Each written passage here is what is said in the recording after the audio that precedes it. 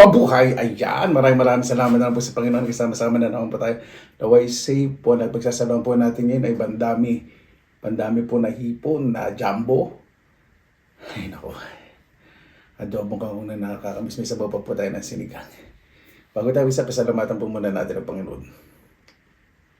Panginoon, ay maraming salamat na magsabihan. Binigyan po sa amin sa araw na ito na may bawat isa po. Pinapapagsaluhan po sa pagkainan at tigtas lalo na po yung malalayo po sa kanilang pamilya. Kaya na po ang bahala po sa amin. Sinusukan na po namin sa inyo lahat sa kanan ni Jesus. Amen. Natin.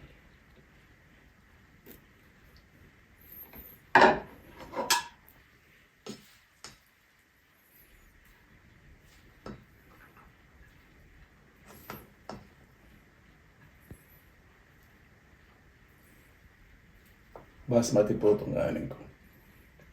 Ako, napakainit po ngayon sa Pilipinas. Alam po ninyo tayong mga Pinoy, kahit na mainit ang panahon, mahilig tayo sa sabaw, di ba?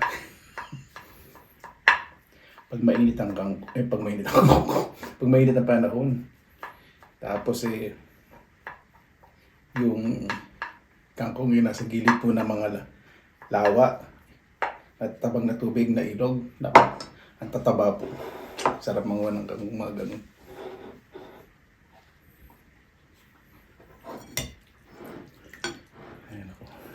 Imagine po naman kung sa atin nasa tubo, ano?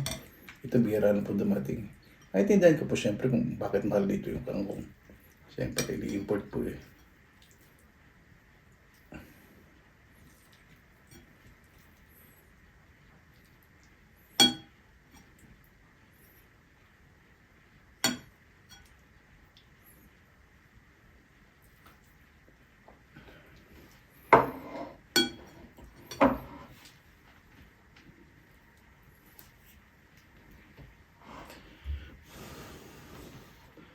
Muna tayo sa bawo.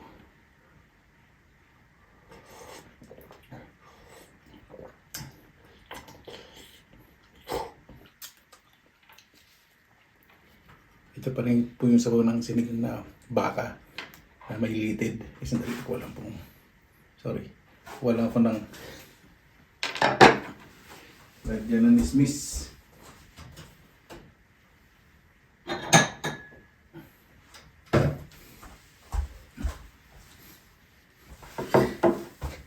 Mga lagawin ko, aba ko, hindi alahas ka na ngayon. Mga naano po yun, na jackpot po sa ukay-ukay. Silver at may gold. O, di ba?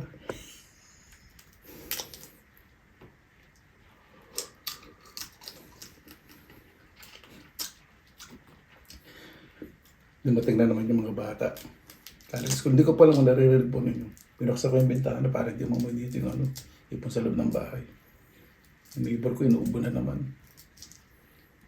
Lumabig tapos ayun, nagwa-warm na naman.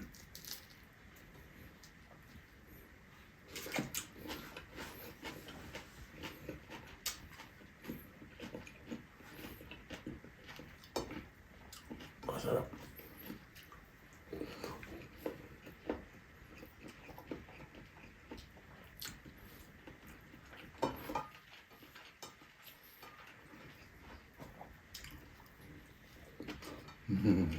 Oh.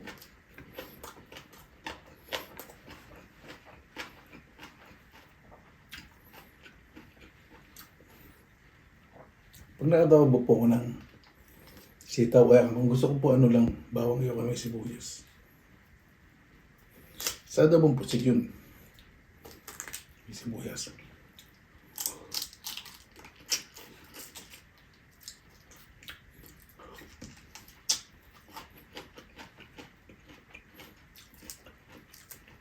Napakasarap po ng bandami. No? Manamis-namis. Saka ano siya. Parang swahe. Ganun. Parang giant swahe. Ano lang. Ano niya. Lasa.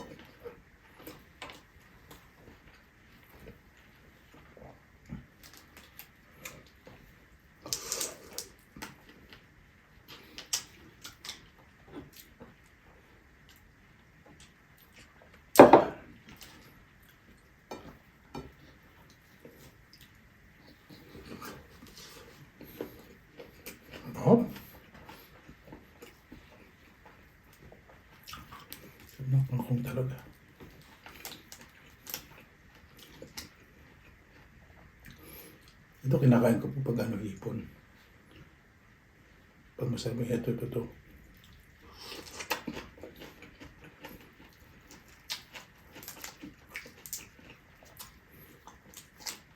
Kasi sa usog po hindi ko makakain gan matigas. Ito malambot.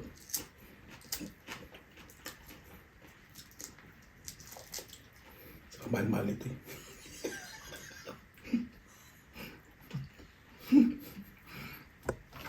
Dapat sulitin.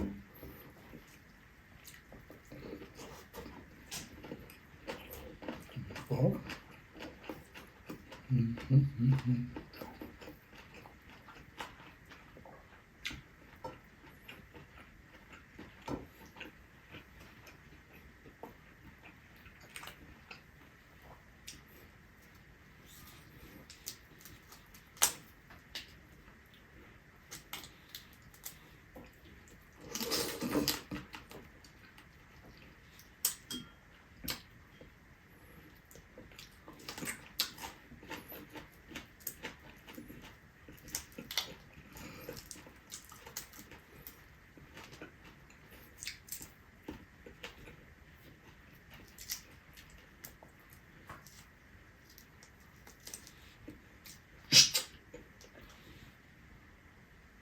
Hindi ko po pinungusan ito.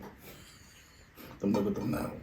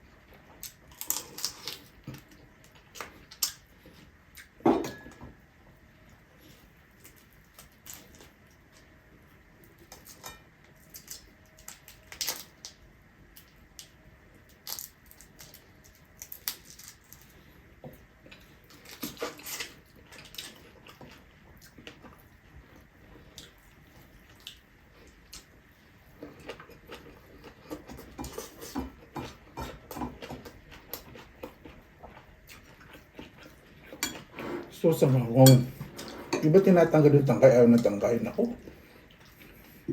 Sa sinigang, saka sa adobo. So po yung pinakatangkay. Kahit ba kunat-kunat, nako. Kung gusto ko po. Yan.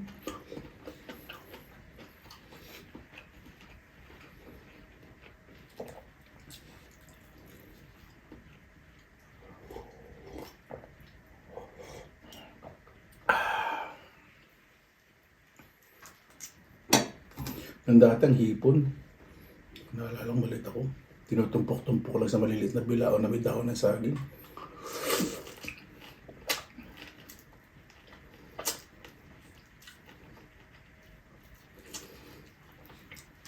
Ganyan kinikilo na. Bibihira na lang yung may tumpok-tumpukan.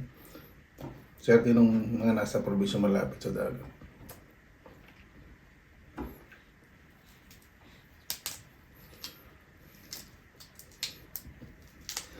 Alam po ninyo, sa mga nasa probinsya po, swerte po kayo. Basta walang gutom, huwag niyo pong lisanin.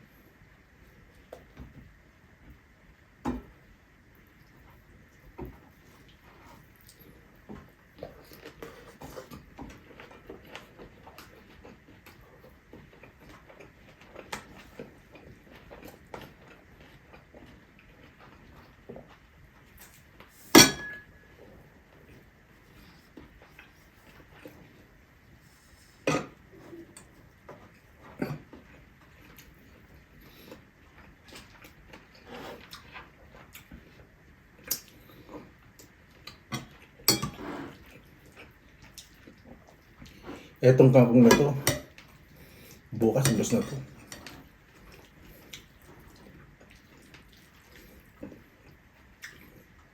Kaya po paborito kong adobog sa gulay. kangkong. Pangalawa, sitaw. Pero siyempre, adobong kalibay naman yun. Sa gulay po. Sarap naman itong pandami.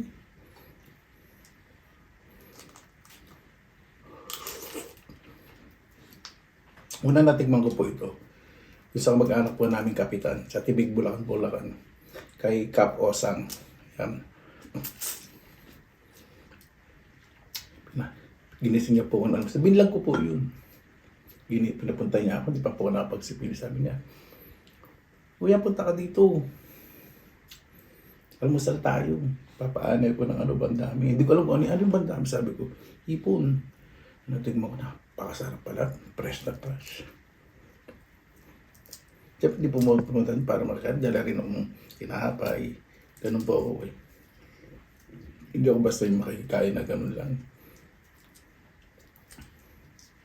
Siyempre, iba naman po tayo, di ba?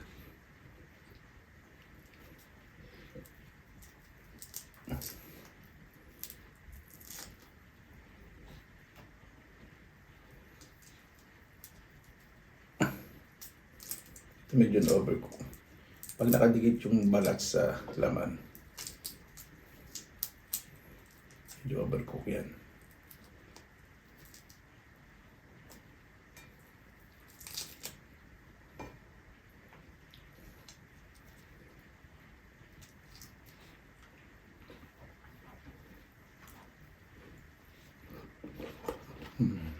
Oh.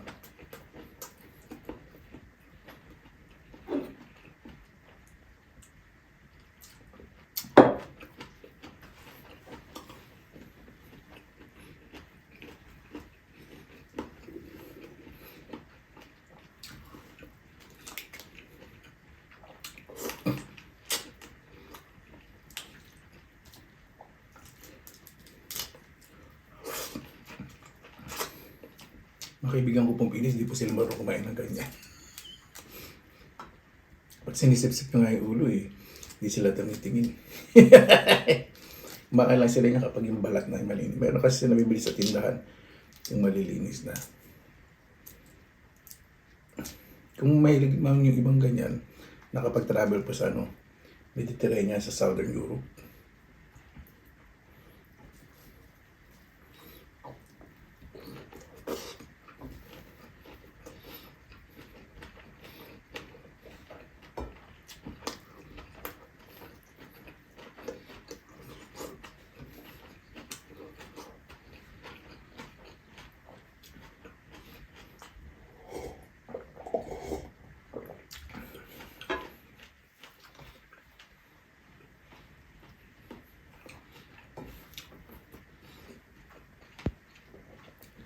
Sarap.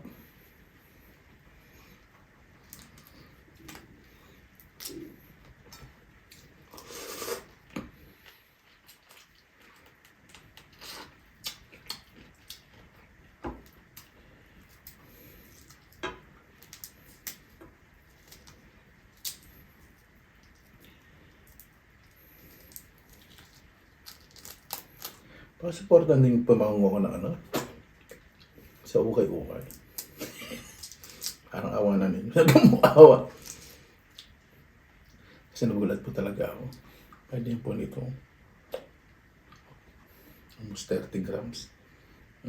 Napakamura. Bili po sa ukay-ukay. Pag nabenta po ito, malaking halaga rin.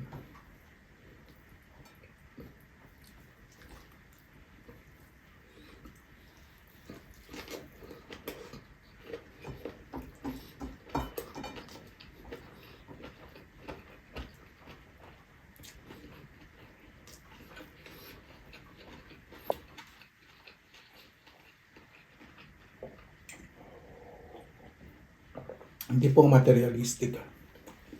Lang, ikataon lang na may nabibili parang talaga napakamura sa mga ukay-ukay. Siyempre, hindi naman ako bibili doon sa mamahaling tindahan na. Di ba? Saka ito nililinis ko pong mabuti. Bago kusot.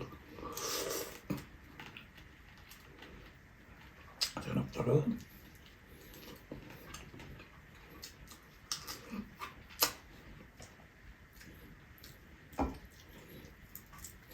Talagang kamahalan ang bandami.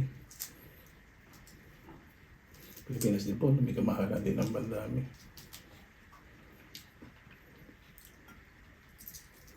Hanggang diskarte po. Mahal na po dahil sa presyo ng gasolina.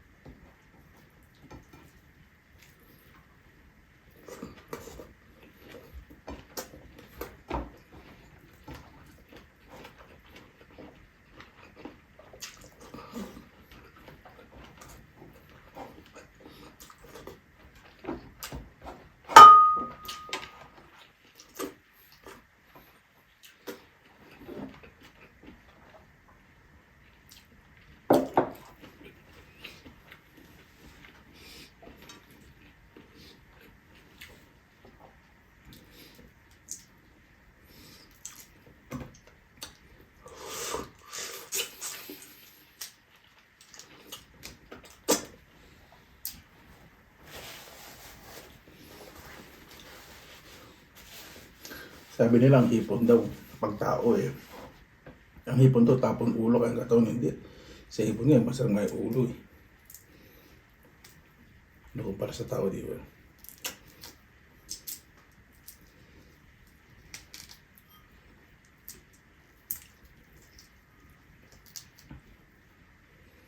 Alam po ninyo, wala pong taong pangit.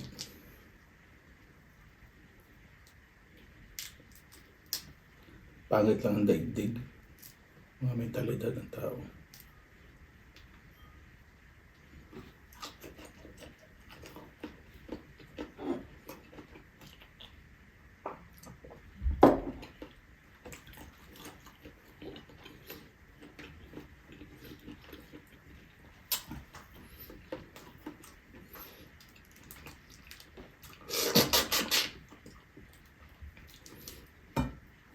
May punga kasi malapit na yung anti-bullying month. Parang may ngata. Sa ibang lugar, may anti-bullying month. Pero kasi ako napanood na isang clip, na video clip. Yung bata, parang nasunog yung balat niya. Tapos tinutokso siya, pangit-pangit. Tinanong niya, yung father niya. Sabi niya, Daddy, pangit ba ako? Sabi niya, hindi anak, pangit ang mundo. Napakasimple, di ba? Napakasimple sagot sa bata. Kaya kung may anak po kayo, sabi, ano ba itsura mo? Itsura mo, mga kang dugyot. Ano ba yung anak mo? Badi-badoy naman niya. Hayaan niyo po yung bata kung ano gusto niya suot. Hayaan niyo po express niya po yung individuality.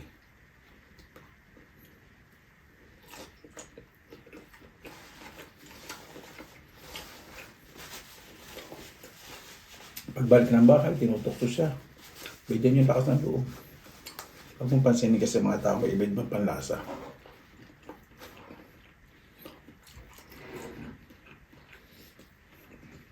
Ay, sabihin sa anak mo, paghanap ka na katulad mong baduy din. Hindi ba?